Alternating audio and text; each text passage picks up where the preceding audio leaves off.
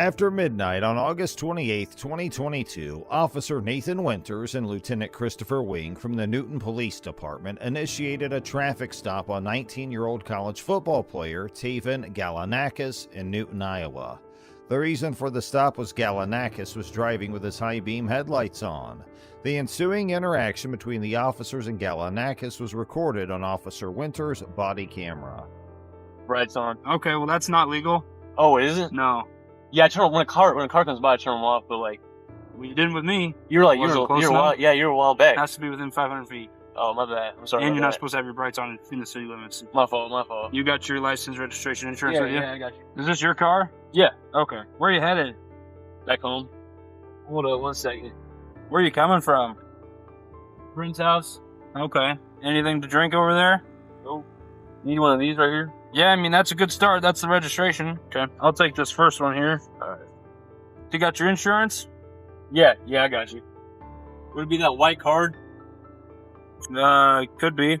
That's one that expired in 21.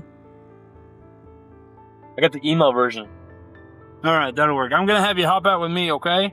Mr. Galanakis requests to undergo a breathalyzer test, but Officer Winters requests him to exit the vehicle first in order to conduct field sobriety testing. Officer Winters' decision to delay the breathalyzer test when Mr. Galanakis requested one may have appeared unnecessary, but it was likely to ensure accurate results. Police station breathalyzers have safeguards against false positives, but roadside breath tests can be affected by residual mouth alcohol or other contaminants. You mean, I had nothing to drink. okay. Why would your eyes be watery and bloodshot? You want to blow me real quick? I don't want to blow you. Pause. I got contacts. I've had nothing to drink. Okay. So your movements in the car with you fumbling over the registration kind of say otherwise. And so does the odor of alcohol coming from your person. Great, let's do a test then. We'll get to the test. I can't wait. Can I record it? Yeah, absolutely. So Officer Winters thinks I'm drinking tonight. To avoid inflated readings, officers are trained to observe drivers for 15 to 20 minutes to confirm they haven't consumed alcohol or alcohol-containing products before conducting a breath test. The 15-minute rule likely influenced Officer Winters' choice to request field sobriety tests first before administering the breathalyzer.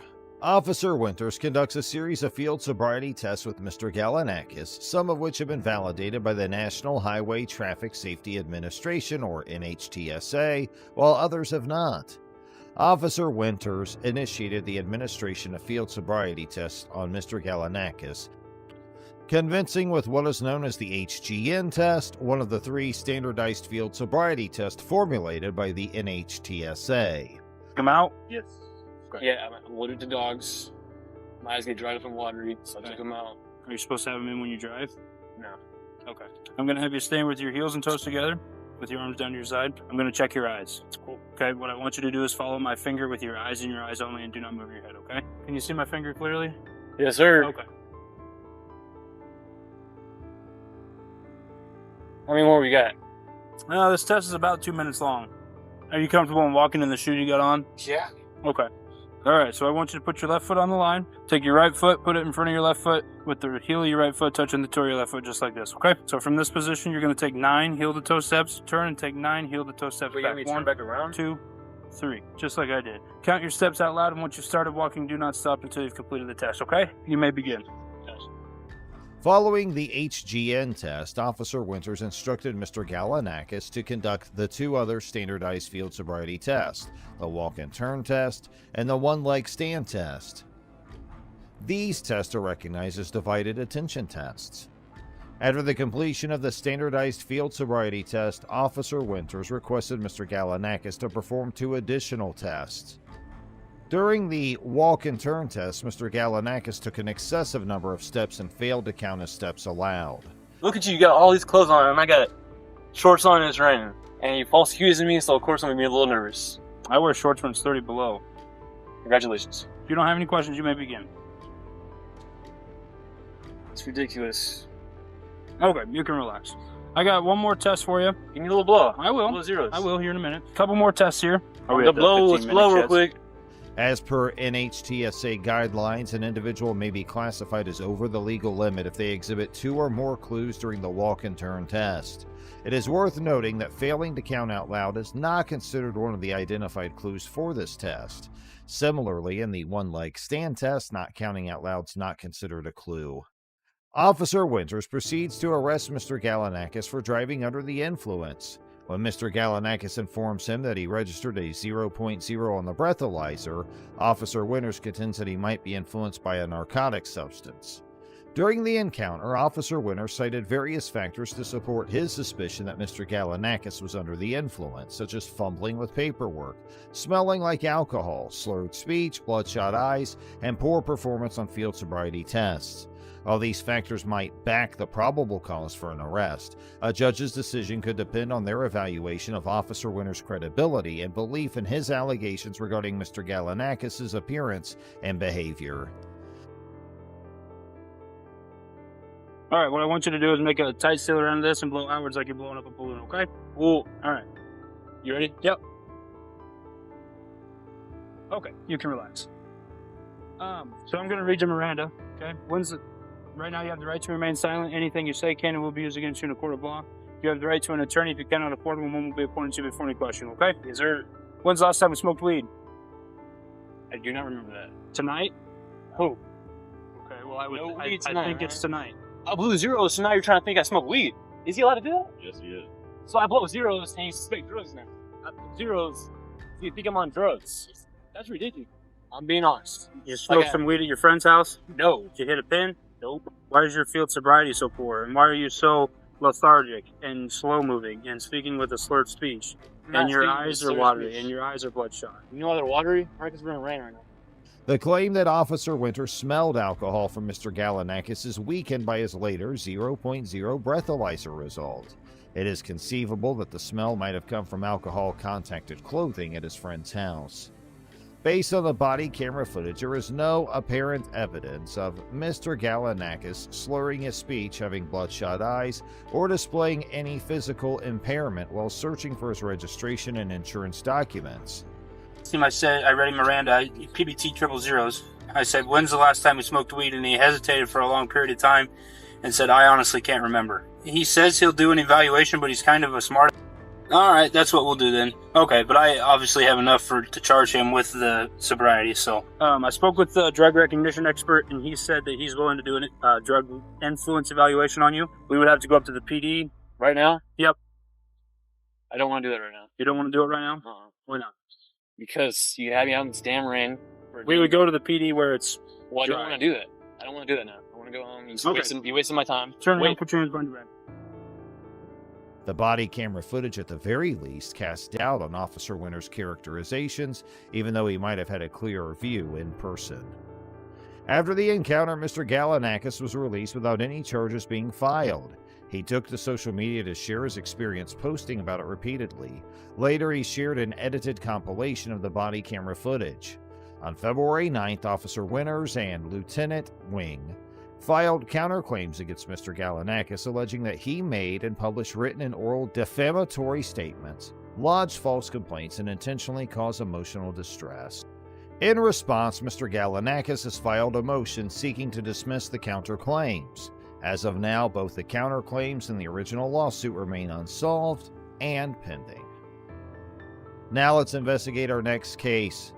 On October 9, 2020, a retired firefighter named Joseph Garces was driving his Jeep at Santa Paula, California. He noticed shooting victims, including Samir Salgado, lying face up in a parking lot, surrounded by a pool of liquid water, later identified as blood. Mr. Garces promptly pulled over beside the injured man and, realizing the seriousness of the situation, exited his vehicle to administer CPR. Shortly after, several officers from the Santa Paula Police Department arrived at the scene, and the ensuing interaction was captured on their body cameras. I was driving by, I saw him down. I'm a retired firefighter. Okay. I'm not a part of this. We don't know anything about that. We see a gun in the car. You're not going there. Do you have your ID? It's in the car. What's your name? Joe Garces. Joe Garces, you got to relax, okay? We know you're helping us out. Wait, but you guys aren't listening either. That's part of the problem. As I said, we appreciate your being I involved, get it, okay? I get it. Just run it. That's his knife. Detective Chris Rivera arrives at the scene and instructs Mr. Garces to vacate the crime scene. The other officers guide Mr. Garces outside the perimeter of the area. Officers possess the authority to close a crime scene to the public in general. In this situation, as Mr. Garces was being interviewed as a witness, it might have been more appropriate, following the DOJ's guidelines, to secure and separate him without necessarily removing him from the scene like a bystander. However, due to the broad discretion officers possess in protecting and securing crime scenes, a court would probably determine that Detective Rivera had the authority to remove Mr. Garces from the perimeter. He's a witness. What the? Relax, okay? We appreciate it. Huh? So I got a crime scene, sir. I'm a detective. Yeah, and I'm here helping him, so step the off. Okay? If you're a good detective, you wouldn't be yelling at me right now. You'd be taking care of your job. Over here. You. I can't get the out of here. Get out of my crime scene. Get out of my crime scene. What are you going to do to me? Get out of my crime scene. I'm going to make you next time. Get out of my crime scene. Come with me, Mr. Garces. Mr. Garces. That's my... After Mr. Garces shouts at Detective Rivera from outside the parking lot, the detective departs the crime scene and approaches him. Detective Rivera places his hand on Mr. Garces' shoulder, but Mr. Garces pulls away his arm and uses profanity to demand that the detective refrain from touching him. In response, Officer Rivera swiftly seizes Mr. Garces' right arm, forcefully bending it behind his back and employing a C-clamp hold on the forearm and elbow. The discussion of whether Detective Rivera possessed reasonable suspicion or probable cause to detain or arrest Mr. Garces will be addressed later. I'll give you guys the benefit of the doubt. And I worked with you 27 years. I know I get my car back then.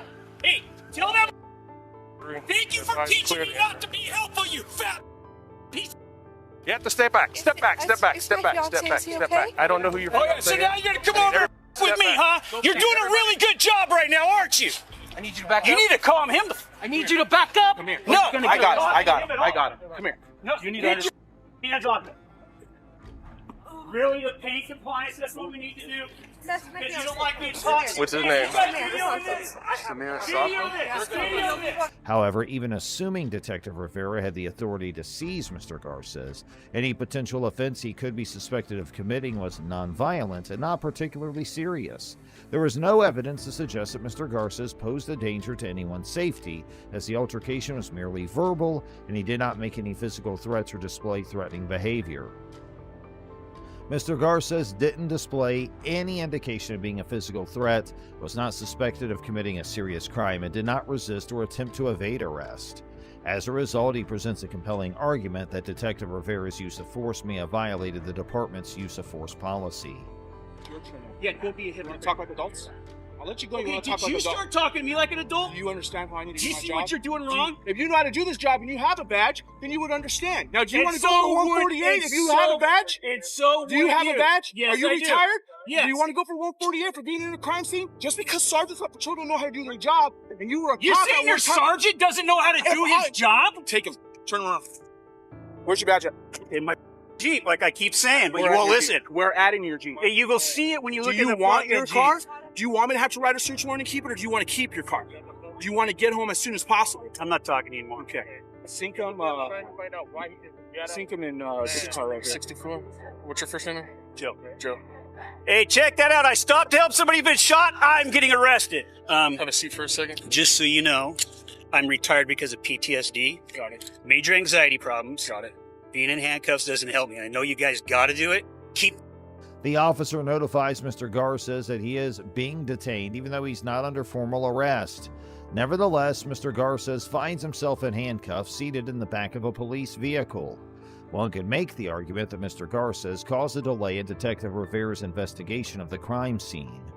A court might reach the conclusion that Mr. Garces impeded the investigation by engaging in a dispute with Detective Rivera and not promptly leaving the crime scene as requested. Alternatively, the court could find that the officers had reasonable suspicion to believe that Mr. Garces was involved in an alleged offense. Absolutely. Hey, Cap, can we get some decontamination for a guy in the back of the car here? He was doing CPR, got blood on him. Sure. I got the fire captain come over to Did you guys find my decontamination. wallet? I don't know. I've been standing over here. This is the one that needs decontaminated. Cap, he has blood on him. Yeah, he's actually a witness, but he was doing CPR when we came up.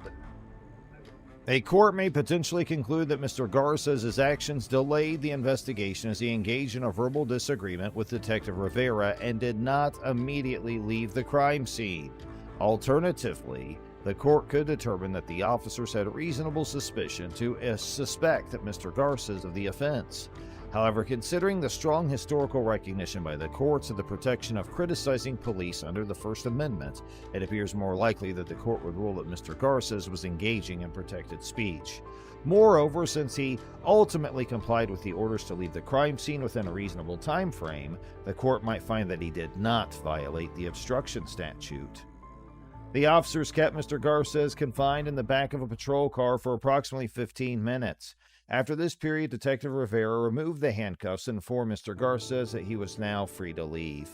At a point later on, Mr. Garces made a request for emergency medical services, prompting a police officer to call for an ambulance on his behalf. He was then taken to Community Memorial Hospital in Ventura, California, where he received treatment for a dislocated shoulder and torn labrum, both of which required surgical repair. No charges were filed against Mr. Garces. On the other hand, Mr. Salgado, the shooting victim, survived the incident, and authorities apprehended a suspect who was subsequently charged with attempted murder. The charges against the suspect are still pending. Now it's time to watch the final case of today's episode. On May 13, 2022, Corporal J.D. Ellison from the Nicholas County Sheriff's Department conducted a traffic stop in Summersville, West Virginia. The driver, referred to as Mr. Headlights, was pulled over for flashing his headlights to warn oncoming traffic of a speed trap. After Mr. Headlights stopped on the side of the road, Corporal Ellison approached the driver's side of the vehicle. Corporal Ellison asserts that flashing headlights is a violation of the law and proceeds to issue Mr. Headlights a citation. Mr. Headlights contends that he has a constitutional right, protected by the First Amendment, to use his headlights to communicate with other drivers. While the Supreme Court has not addressed this specific issue, some lower courts have recognized that flashing headlights to warn oncoming drivers about a speed trap is a form of expressive conduct that is constitutionally protected under the First Amendment. Given the limited case law available and the non-binding nature of the discussed precedents on West Virginia courts, a compelling argument exists that Mr. Headlights' actions constituted protected expressive conduct. When he used his headlights to communicate with other drivers by flashing them, it can be asserted that he was engaging in constitutionally protected expression. You have the exact same name and date of birth as someone else. Let's explore the distressing incidents where innocent individuals face unwarranted troubles at the hands of law enforcement, highlighting the urgency for accountability and reform. On September 8, 2022, an officer from the Bartholomew County Sheriff's Department responded to a 911 call reporting suspicious activity at a storage unit property. The officer encountered 3 individuals who were loading boxes onto a truck. The officer informed them about the 911 call and asked for their identification. The individuals complied and provided their IDs. Can I have everybody step out here, please? Yeah. Including those 2. Yeah, so I hear this. You good, man? Oh, we just got a report of you guys. Is there a third? Yeah. Randy. Okay. Yeah, cool. He wants you out here. Okay. So basically what happened is we got a report of you guys loading up things into your vehicles. Right. Yeah. It's his stuff. They just closed and he needed to get his stuff out. I understand. Yeah. Do you have any proof that I can probably find a bill or something. You know what I mean? Is that fine? I'll find something else. Do you have your driver's license by chance? Yeah. Yeah, can I borrow that, please? Bill's in your email.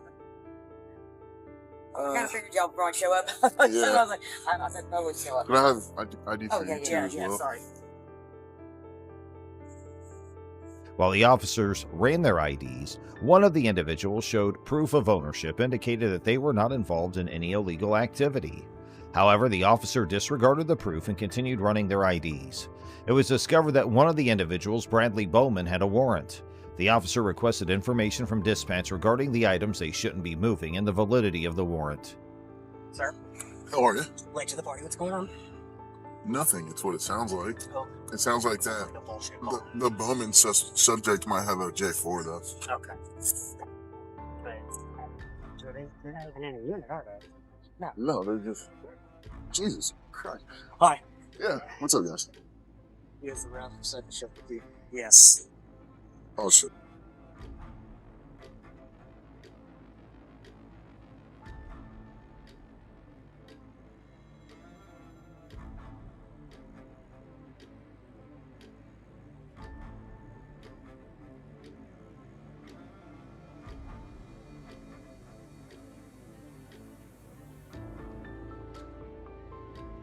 I'm gonna be kind of not happy.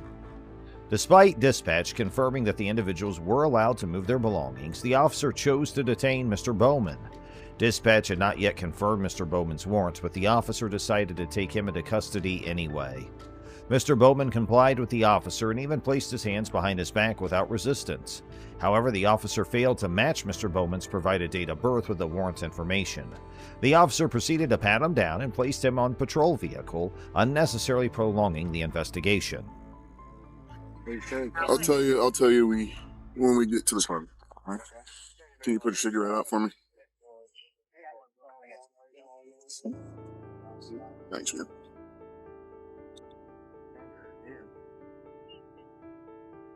You got anything that's gonna stake me, poke me, hurt me? No. Okay. Do you have any property you wish to leave here? I mean, Over on this side. I don't Think so. All right, I'm gonna pat you down, all right? Is this just property right here? Are you gonna want to take this with you? Yeah. Okay. Yeah, I sell my phone. Okay. Is that just a piece of candy right there? I don't, yeah. Or is that a key fob you need to something? No, I don't need that. Okay. I think it's like a rock. Okay. It looks like a key fob. It looks like it's plastic. I don't think it's candy. Okay. I think it's like for like okay, so you don't okay. You don't need it? What's this right here? Your phone? I'm gonna take it out, all right? Yeah, that's fine. All right. Hey, bud. Sure, keys in your bag. Yes, sir. You cool if they take it? Yeah. That was very cool. Yeah.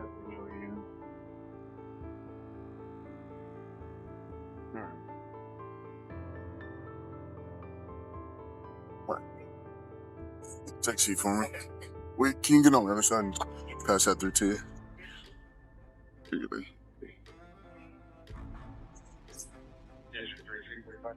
Seatbelt? Yeah. Oh, I understand, yeah. We had to cut down a tree, that's why there's wood shavings back there, man. I'm sorry. Oh, you're all right. While in the patrol vehicle, Mr. Bowman questioned the warrant for the second time, giving the officer another opportunity to verify his identity. However, the officer claimed that his system did not provide much info and stated that everything would be sorted out at the department. Yeah, I'll look it up for you right now. Yeah, no problem.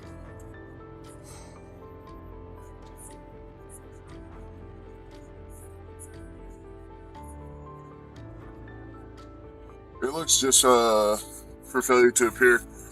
That's all I have on my end, but when we get down there, they'll be able to give me the actual warrant. I can tell you what it was for. 340 your status. During the ride to the department, Mr. Bowman mentioned that he had never interacted with law enforcement in the area. Instead of verifying his identity, the officer remained silent. Upon arrival at the department, the officer looked into the warrant without ensuring he had the right person. Again, he only mentioned that it was for failure to appear. Finally, the officer asked Mr. Bowman's date of birth, which resulted in visible confusion from Mr. Bowman. He corrected the officer, who then realized his mistake and checked Mr. Bowman's ID. It became clear that Mr. Bowman had been falsely detained, primarily due to the officer's negligence. 3/10/1993. Your birthday? No. What's not gonna work?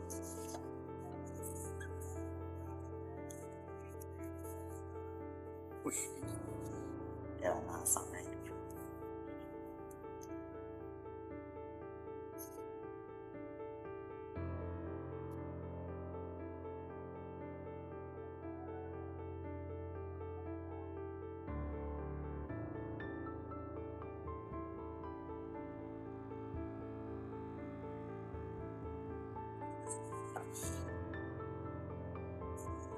Birthday's not that actually. Yeah. Social 335. Yeah. That's on them, not me. Come on. We're gonna take it back. We're gonna take it back. I'm gonna take you out of those cuffs. The officer blamed dispatch for the mistake, deflecting responsibility instead of acknowledging his own lack of diligence. He uncuffed Mr. Bowman and stated that he would be taking him back to the storage unit property. Throughout the incident, the officer failed to take proper steps to verify Mr. Bowman's identity, leading to an unjust detention. Okay. Scratch out. There's nothing illegal in the car. No. Okay. No. You have the right to say no. You have the right to say yes. I said no. Let's move on to another incident where a police officer unlawfully forced a man out of his vehicle and subjected him to the cold weather while searching for reasons to arrest him. On January 12, 2023, Officer Jack Lowry of the Bloomington Police Department initiated a traffic stop on Ricky Eugene Pouncil, a health and fitness entrepreneur, for driving in the center lane on an interstate highway in Minnesota. Officer Lowry followed Mr. Pouncil for several minutes before activating his emergency lights and making contact.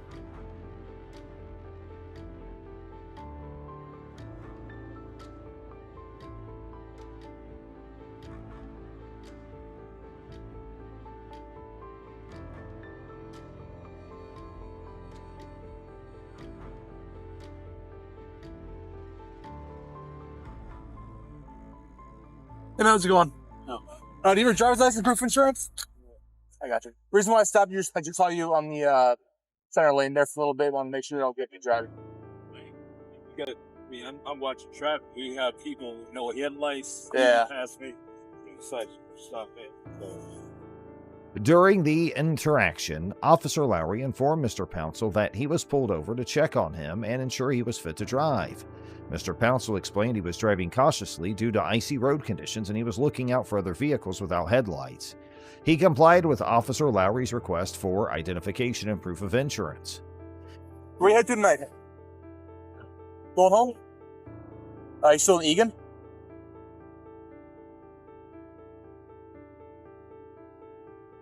Yeah, where's my proof? Sorry, what was that? That's my proof.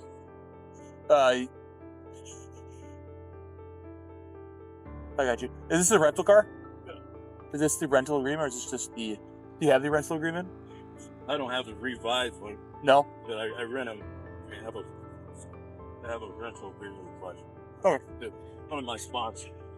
Gotcha.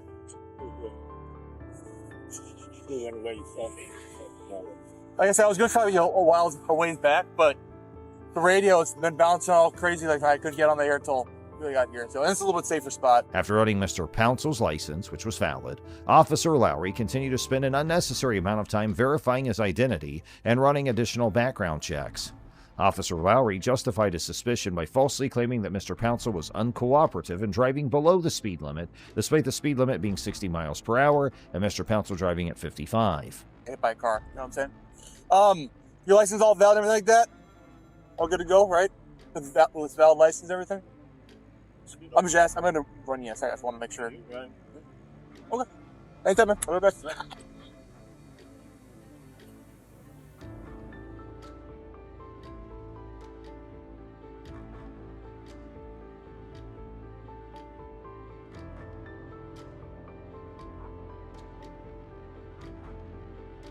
Officer Lowry, along with another officer, Taylor Huss, discussed the traffic stop and expressed interest in searching Mr. Pouncil's vehicle. They browsed through their phones and Minnesota state laws, delaying the interaction. Officer Lowry mentioned that there were bags in the vehicle, attempting to raise suspicion. Eventually, Officer Lowry asked Mr. Pouncil to step out of the vehicle. Mr. Pouncil expressed skepticism but complied. Officer Lowry patted him down and began asking irrelevant questions. Mr. Pouncil called out the harassment and stated the questions were unnecessary. Officer Lowry then questioned Mr. Pouncil about the bags in the vehicle and if there was anything illegal inside. Mr. Pouncil explained that they were workout bags and there was nothing illegal. Officer Lowry attempted to pivot the investigation to conduct a search unrelated to the initial traffic stop. Just do a quick 25 check and who knows. There's some luggage in the back seat too. What? Like a couple bags in the trunk area. But just from PA courts and like everything like that, nothing too crazy that I can see. So who knows? It is important to note that officers cannot expand their investigation beyond the initial reason for the traffic stop without additional justification. The federal time. You didn't seem super cooperative, so I'm just gonna pull him out and try to talk him out here.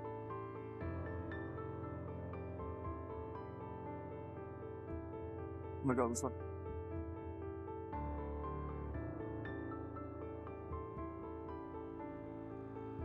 Ricky, right? All right. Hey, Ricky, I got no intention of writing any tickets. I'm going to talk to you back here for a quick second. We'll get you out of here, all right? Let's just talk to you back here.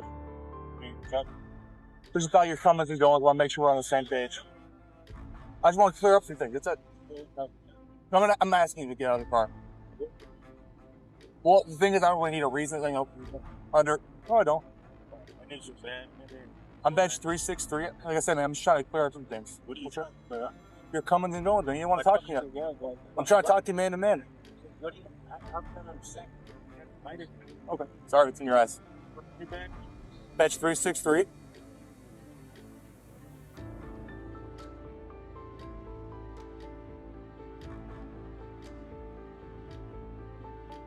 All right. So I just want to talk to you back here, back to your car. I'll get you all the information in a second, man. 363. Officer Lowry. I know, man. I'm not going to try to keep you out there any longer than I have to. Do me a favor. Can you just come around the front here? Thank you. That'd be great. Officer Lowry's attempt to search the vehicle was not supported by the traffic violation. Mr. Pouncil emphasizes innocence and clear record throughout the interaction. Hey, I know it's cold out here. You might feel the need to put your hands in your pockets. I'll either ask you to put your hands out of your pockets, or I can either pat you down for your safety. Pat me down, whatever you want. Okay. So the reason why I'm trying to talk to you out here is because when I tried talking to you the first time, you didn't seem super. Like I tried asking you where you're coming and going. You know, said you're headed where? Back home. Going home. And is home with Egan? No, I have a house over here, man. I mean, all those questions really not necessary. Well, again, I mean, can I get your? I need your number. You know, I'm asking kind of basic itinerary. So you said you're going home? I'm going home. Period. Where is your address at home? It's not. You said it's not Egan? No, it's not Egan. Where can you tell me? I have an address over here. Address over here. Well, you can follow me if you want. I don't want to follow you. You know, it's like you're harassing me. I'm not trying to harass you. Yes, you are. I mean, I haven't did anything. I'm not trying to harass you. You searched me. I haven't did nothing. I didn't search you. I just patted you Yes, down. you did. You patted me down. I need your information too. Can you have a card on I it? just asked you these questions. So Go ahead, ask me the question. So you said over here is yeah, it like, over there. I have a house in Bloomington. in Bloomington. Yeah, but I don't need to give you my address. Okay, my address is right here. Where were you coming from? Coming from Lifetime Fitness. Lifetime Fitness? Yeah. Which one? In Egan. In Egan? Edina. Edina. Yeah. Okay. What do you do for work? What do you mean what I do for work? I have my own business. What do you do for your business? Yeah. Okay. How long have you had this rental car for? I keep this rental car a whole year. And then last thing, what's up with the bag? Is it like workout bag? You know, yeah, it's workout bags back there. Workout bags? Yeah. And how many bags are there? I don't know, 3 or 4. It's workout bags. Let me ask you this. The incident highlights Officer Lowry's questionable motives and disregard for proper police procedures. He used irrelevant factors such as Mr. Pouncil's appearance and speed slightly below the limit to justify his actions. The prolonged detention and attempted search were a violation of Mr. Pouncil's rights.